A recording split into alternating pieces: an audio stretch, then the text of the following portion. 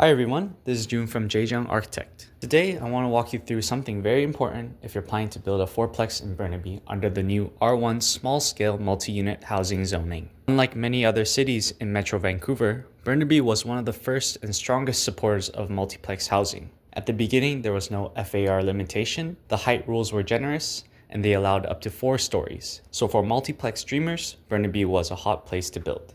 But all of that didn't last.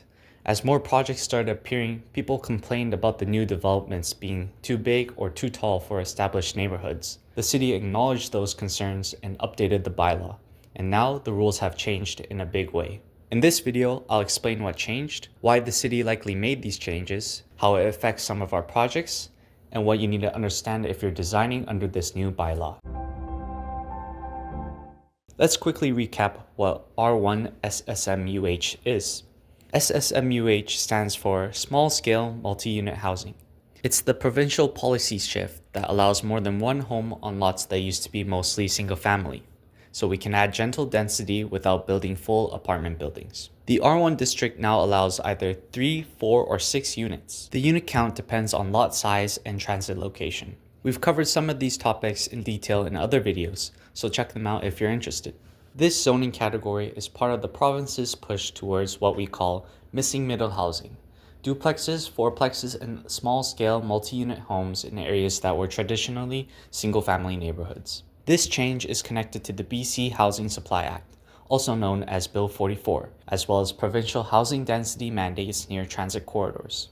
Burnaby had to align its zoning framework with provincial housing targets, and this updated bylaw is part of that response. As mentioned earlier, Burnaby was an early leader in embracing multiplex density, but after real-world rollout and public feedback, mainly about the buildings feeling too tall or bulky, the city refined the bylaw to better control the form while still keeping the density. Now let's look at the major changes. The most significant change was the building height. Under the old bylaw, principal buildings were allowed up to 12 meters in height and up to 4 stories. But under this new updated bylaw, the front principal building is limited to 10 meters with a sloped roof, or 9.5 meters with a flat roof, and a maximum of 3 stories. The rear principal building is even more restricted. It's limited to 7.5 meters with a sloped roof, and 7 meters with a flat roof, and up to a maximum of 2 stories. This represents a major reduction in vertical massing compared to the previous regulation.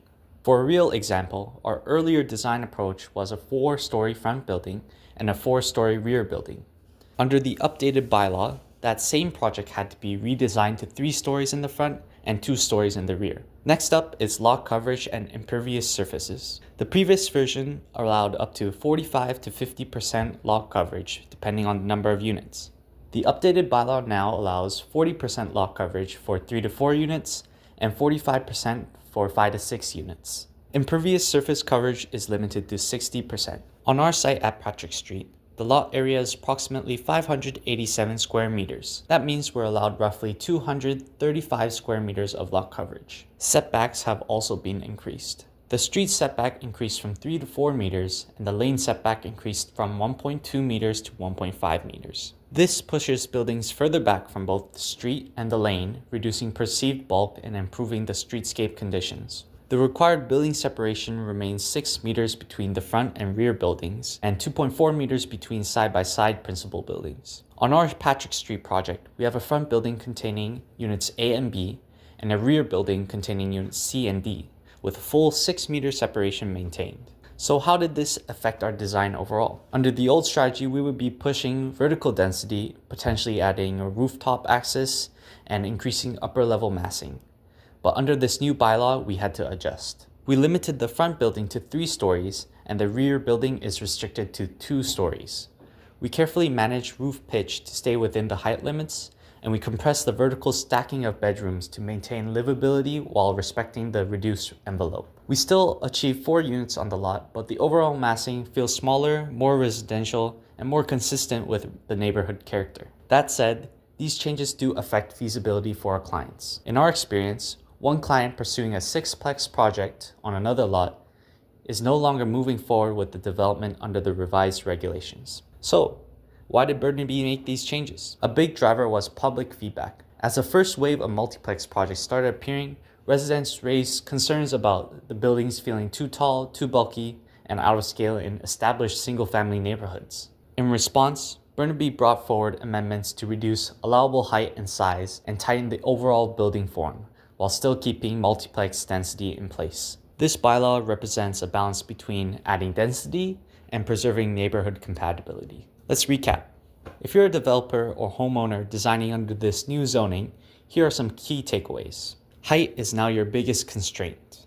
The rear building must be treated differently from the front building. The 6-meter separation between buildings is non-negotiable. 40% of the lot coverage requires very smart massing strategies, and the increased front setback will affect your building footprint more than you expect. The updated R1 SSMUH zoning is not about reducing density.